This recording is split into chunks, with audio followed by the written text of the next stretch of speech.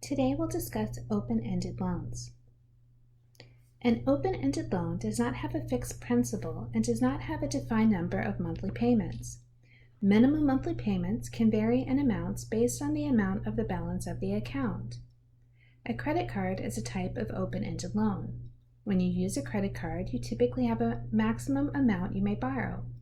The amount you elect to borrow is up to you and can go up or down from month to month. We will discuss minimum monthly payments and different ways that finance charges are calculated. Each month, credit cards issue a bill containing your balance at the beginning of the period, your balance at the end of the period, your statement closing date, your payment due date, and your minimum payment.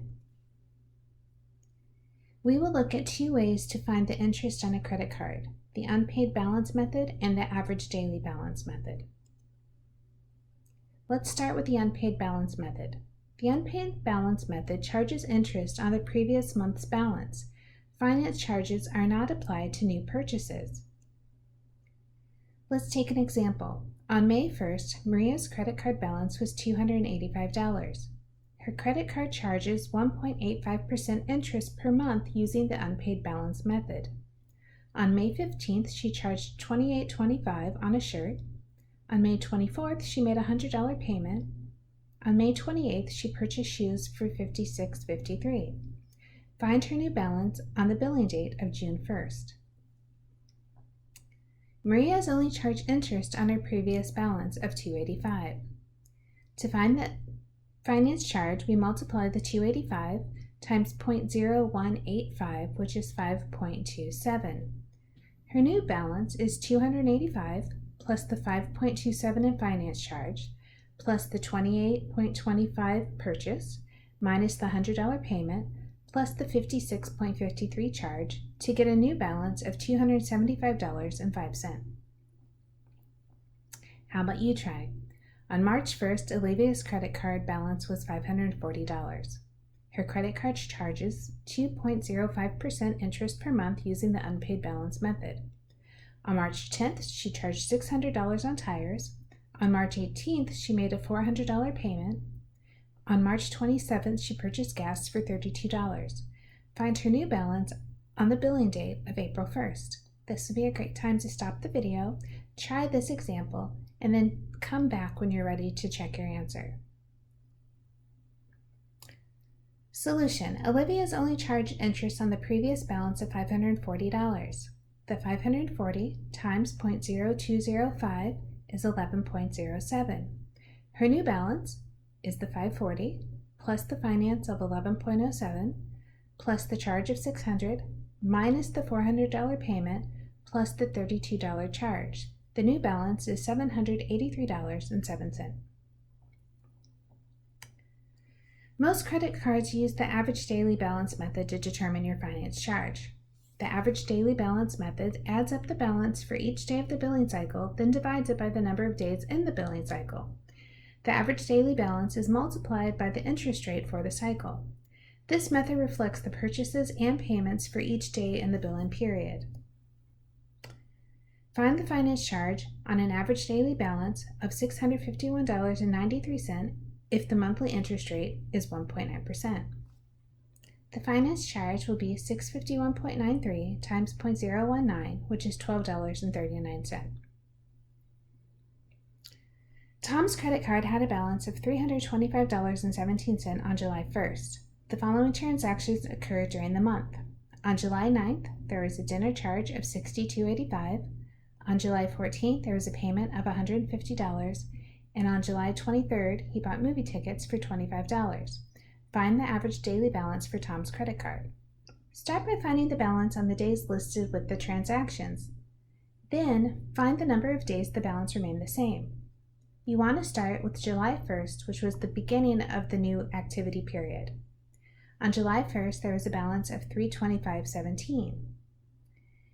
Then there was a charge on July 9th, so we add the charge to the balance to total $388.02. On July 14th, there's a payment, which we want to subtract. Now we have $238.02. And then on July 23rd, there was another charge, so we add that to the previous balance of $238.02 to get $263.02.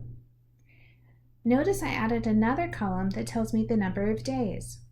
Generally, you're just subtracting how many days went from one date to the next date. So you can see from July 9th to July 1st, that was 8 days. From the 14th to the 9th, that's 5 days. From the 23rd to the 14th, that's also 9 days.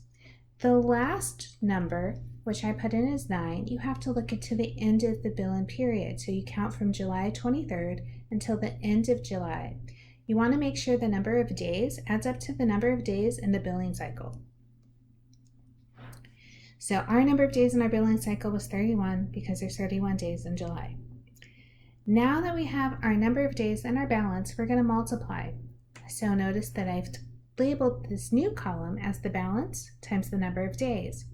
So I multiplied 325.17 times 8, then 388.02 times 5, 238.02 times 9, and 263.02 by 9. Now this new column I have with all the balance times number of days, I add all of those amounts to get $9,050.82. Now that we have our total, we're going to divide by 31 the number of days in our billing cycle. This gives us an average of $291.96. Tom's credit card charges 2.3% per month. Find the finance charge for July's billing cycle, then find Tom's balance on August 1st.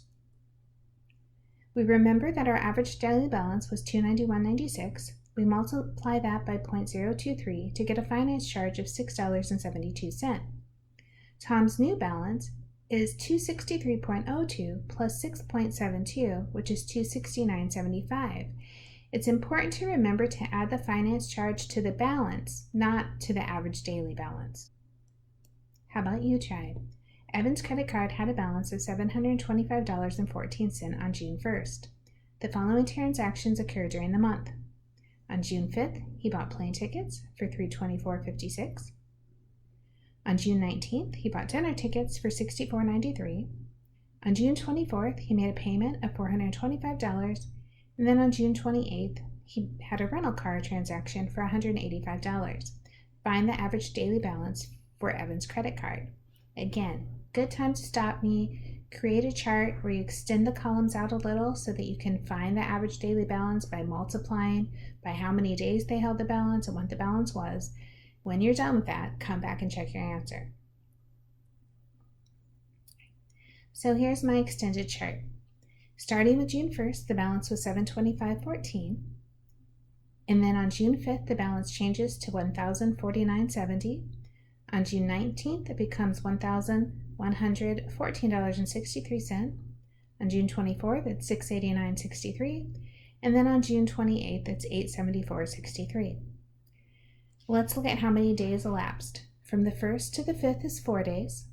From the 19th to the 5th is 14 days. 24th to the 19th is 5 days. 28th to the 24th is 4 days. Usually the one that gives everyone the hardest part is the last one, where it's 3 days. Even though there are 30 days in June, you want to make sure that you're counting the 28th, the 29th, and the 30th, which comes to 3 days in total. Another way to check is to make sure the sum of your number of days adds up to the number of days in the month. Now that we have the balance and the number of days, we can multiply the balance times the number of days. Now we have this new column with a lot of really big numbers. We have $2,956, we have $14,695.80, $5,573.15, $2,758.52, $2,623.89. Add all those numbers up, and we get $28,551.92. When we divide that by 30, it says our average daily balance for the month of June was $951.73. Now we can look at the finance charge. The average daily balance was $951.73. Multiplying by our interest rate of 0.0195, our finance charge is $18.56. Remember to go back and look at the old balance at the end of the month, which was $874.63. Adding our finance charge, we arrive at a new balance of $893.19. Now let's talk about calculating your minimum monthly payment. The minimum monthly payment varies by lender. Many companies do not charge interest on new charges if your previous balance was zero. This is called a grace period. To determine your minimum monthly payment, a company adds your current finance charge to a percent of your balance, often 1%, but again, this varies by lender. The number then is rounded up to the next dollar, so it's very important that you pay attention to that minimum monthly payments are always a whole number.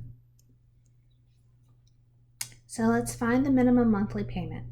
Jackie uses her credit card on February 7th to pay her veterinarian $425. Her credit card company charges 0.025% interest per day using the unpaid balance method. The company calculates the minimum payment by adding any new finance charge to 1.5% of her credit card balance. If Jackie has no previous balance and makes no additional charges, find her minimum monthly payment on the billing date of March 1st. After we do that, we're going to look at Part B, where Jackie pays $100 on March 1st and makes no new additional charges, and then we'll find the minimum balance due on April 1st. Since her previous balance is zero, there's no finance charge for the month. The minimum payment will be 1.5%, which is 0.015 times the $425 balance, which gives us $6.38. Remember, I said we're always going to round this up, so $6.38 goes up to $7. Part B. The principal owed is the $425 minus the $100 payment, which comes out to $325. The interest rate of 0.025% per day equals 0.00025. There are 31 days in March, so to find our finance charge, we take the $325 times 0.00025 times 31, which is 2.52. In this section, it'll be important to recognize when the interest is given as a daily charge, a monthly charge, or an annual charge. Now that we have the finance charge, we also want to find 1.5% of the balance. 0.015 times 325 is 4.88. We add the 4.88 plus the 2.52, which is 7.40. Again, we will round this up. $8 will be the minimum payment due on April 1st.